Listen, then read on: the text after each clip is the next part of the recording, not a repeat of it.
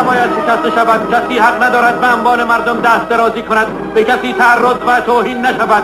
هر کسی پشت در بسته است در امان است.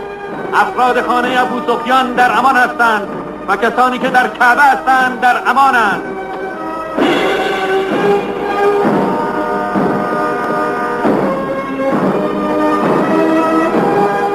لااقل محمد به وعدش وفا کرد. در رو به زور باز نکردم.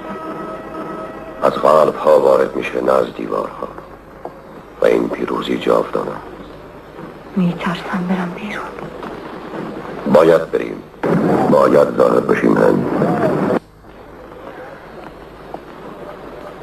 ما خیلی اشتباه کردیم. در روش زندگی بله اشتباه. ما اسیر اشتباهات خودمون بودیم. خدایان ما از خود ما کمتر بودن. حالا اونجا داره وارد کعبه میشه.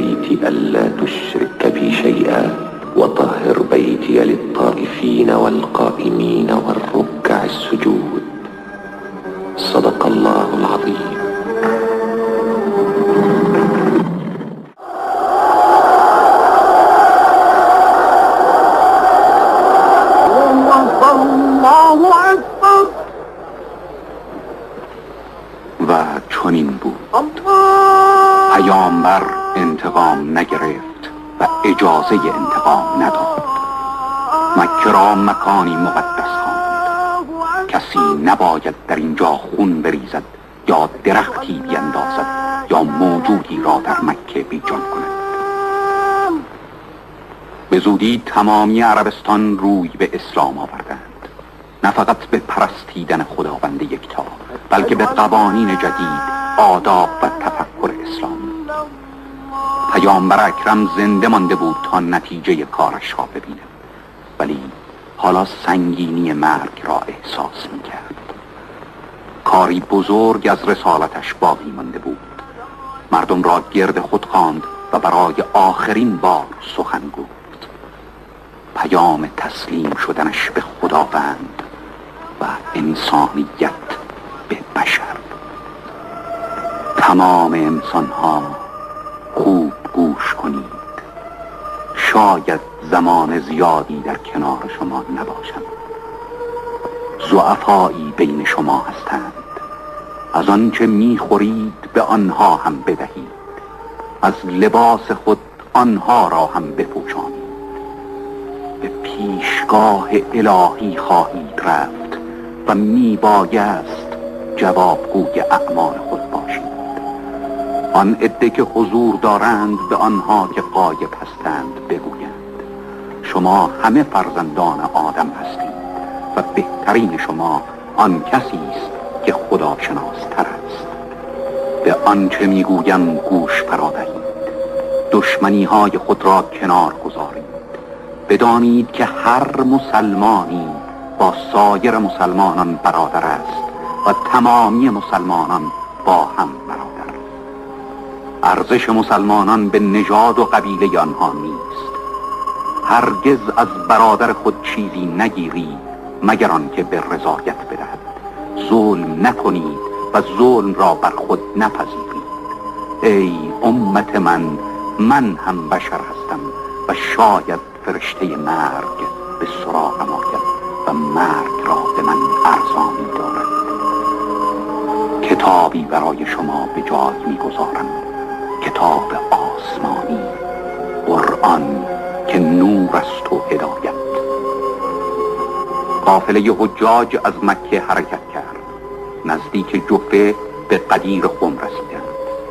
در اینجا پیامبر اکرم خطبه ای ایراد کردند.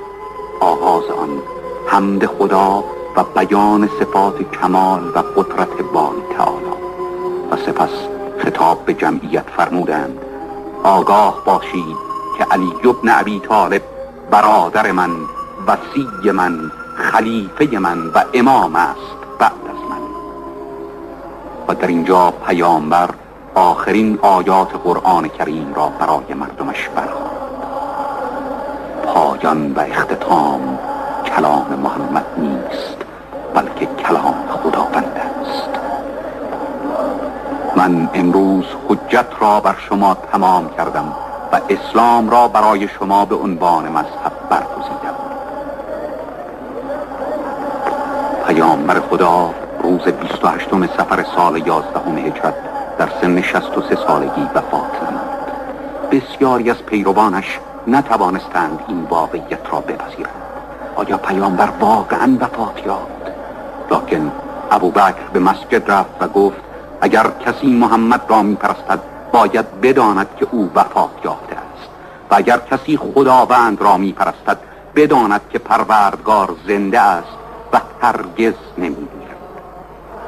پیامبر را در مدینه در کنار مسجدش به خاک سپردند، ولی مذهبی که آورده بود جای خود را در قلب آدمیان باز نمود، دوام یافت، عالمگیر شد و هنوز مردم به مکه می آیند. مسلمانان جهان در جامعه سفید احرام و همه یکسان در پیشگاه الهی، همه با هم در این مکان عبادت. افراد مختلف گرد هم می آیند تا با هم یک خدای واحد را بپرستند.